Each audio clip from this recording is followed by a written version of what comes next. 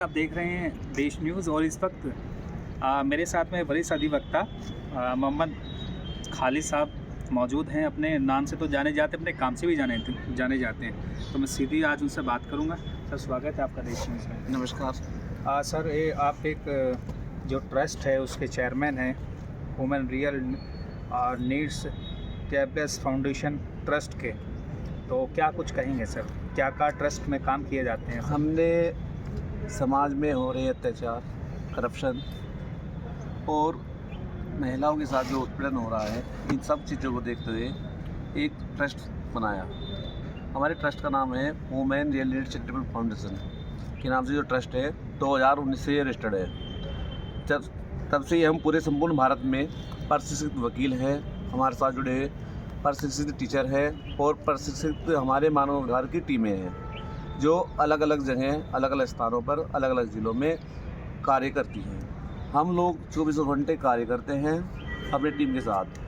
हम देखते हैं कि कुछ लोगों के द्वारा अत्याचार किया जा रहा है, उत्पीड़न किया जा रहा है। उन उत्पीड़नों को रोकने का कार्य करते हैं और अत्याचार जो होता है वो किसी भी सरकारी कर्मचारी या प्राइवेट कर्मचारी के द्वारा किया जाता है। हमारे जो अलग अलग राइट्स हैं, अलग अलग राइट्स हमारे अलग अलग ज़िलों में अलग अलग अधिकार है, जैसा कि वुमेन राइट है और चिल्ड राइट है और हमारे कंज्यूमर राइट है।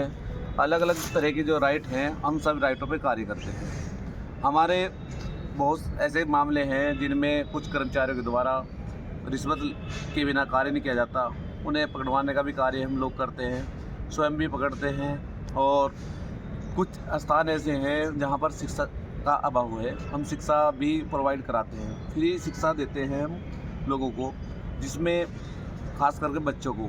हम ज़्यादातर अभी हम अपना जो अभियान चला रखा है, हमने नशे की ओर चला रखा है, क्योंकि समाज में कुछ लाभ कमाने के लिए कुछ लाभार्थियों ने इसमें चरस, गांजा, हेरोइन, अलग अलग तरह के जो नशे हैं उनका कारोबार चला रखा और नवयुवक जो नई पीढ़ियाँ हैं उन्हें बर्बाद करने का कार्य कर रहे हैं। हम लोग गांव-गांव, स्थान जाकर और स्कूलों में जाकर, जहां पर नशे का अत्यधिक प्रभाव है, वहां पर जाकर कार्य करते हैं और लोगों से शपथ ग्रहण कराते हैं और नशे से होने वाली हानियाँ होती है उनके बारे में जानकारी देते हैं। और स्कूलों में भी हमारा जो आजकल नवयुवक है, जो बच्चे लोग हैं, जो स्कूलों में भी नशा बहुत चल रहा है, वहाँ पर जाके हम कार्य करते हैं। कुछ लोग हमारे उससे भी रुक जाते हैं, यदि नहीं रुकते तो हम शासन प्रशासन का सहयोग लेते हैं और शासन प्रशासन हमारे सहयोग में रहता है। सर, लगातार जनपद सहारनपुर की अगर बात की जाए, महानगर की बात की जाए,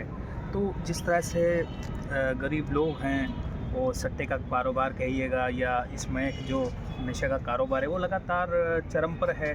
तो किस तरह से आप उसको ख़त्म कराएंगे या अधिकारी से हमारी जो प्रशिक्षित टीम है हमारी टीम अलग अलग जगहों पर कार्य करती है, अलग अलग मुद्दों पर कार्य करती है। हम लोग देखते हैं कि थाने में किस क्राइम क्षेत्र में ज़्यादातर अपराध बढ़ रहे हैं, यानी कि मंडी क्षेत्र में, थाना मंडी में स्मैक का कारोबार अत्यधिक है, लोग करते हैं। हम मोहल्ले में जाके, अलग अलग तालुका में जाकर नशे के बारे में जो परेशानियां होती हैं, नशे के कारण ही अच्छे अच्छे परिवार उजड़ जाते हैं और नशे से ही नवयुवक जो पीढ़ियाँ हैं, हमारे आने वाली जो नवयुवक है वो बर्बाद होते जा रहे हैं। उनमें हम शासन प्रशासन का सहयोग लेकर कार्य करते हैं और रोकथाम करवाने का कार्य करें। आज हमारे वरिष्ठ पुलिस अधीक्षक महोदय जो हैं वो बड़े तेज तर्रार हैं और नशे पर उनका एक अंकुश, एक अभियान चला रखा है, जिसमें हम प्रशासन का सहयोग करते हैं और प्रशासन हमारा भी सहयोग कर रहा है।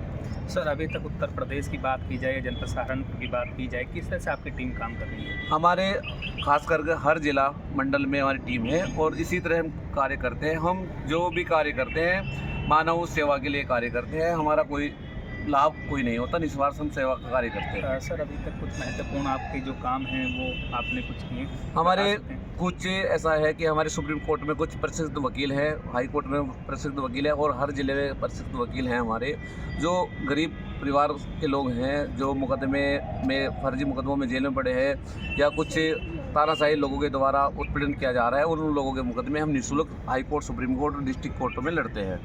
सर, एक अंतिम सवाल है मेरा। सर, लगातार पत्रकार जो होता है एक सच दिखाने का काम करता है, और लगातार झूठे मुकदमे जिसमें पुलिस विवेचना नहीं करती, उनकी कोई जांच नहीं की जाती, लगातार पत्रकारों पे उत्पीड़न किया जा रहा है, उस पर कुछ कहेंगे सर? बिल्कुल, हमारे जो पत्रकार है, एक कड़ी महत्वपूर्ण है पत्रकार का। एक पत्रकार के लेख से बहुत कुछ होता है। आजकल समाज में क्या हो रहा है, कुछ पत्रकारों पे प्रशासन के द्वारा भी और आम जनता के द्वारा भी, जो जनता जो जैसे कि खनन माफिया है या भू माफिया किस्म के जो लोग हैं, वो पत्रकारों पर तरह तरह के रिश्वतखोरी कर मुकदमे फर्जी झूठे पंजीकृत कराए जा रहे हैं, और जिनमें जो अच्छे और काबिल पत्रकार होते हैं उनके साथ उत्पीड़न हो रहा है, जिसमें साथ अगर पुलिस के द्वारा प्रॉपर सही तरीके से विवेचना की जाए तो ये जो फर्जी मुकदमे हैं, मुकदमे नहीं लगेंगे। पुलिस भी कहीं तक खामियां हैं, पुलिस की भी जो सही प्रॉपर इन्वेस्टिगेशन नहीं कर पाती,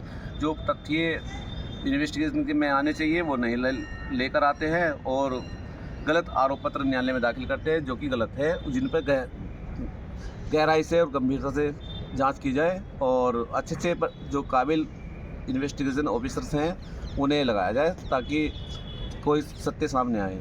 तो मेरे साथ में वरिष्ठ अधिवक्ता मोहम्मद खालिद साहब मौजूद थे, जो एक जो संस्था है, सामाजिक संस्था है, उसके चेयरमैन हैं। उनका साफ तौर से कहना है कि हमारी संस्था उत्तर प्रदेश से लेकर पूरे मंडल पे बड़ी अच्छी तरीके से काम कर रही है। और रही पत्रकारों की बात, पत्रकार के खिलाफ यदि कोई पुलिस में एप्लीकेशन आती है, निष्पक्ष उसकी जांच की जाए। अगर यदि पत्रकार दोषी पाया जाता है तो उसके खिलाफ भी कार्रवाई की जाए। देश न्यूज़ के साथ मैं शहजाद अंजुम, सहारनपुर।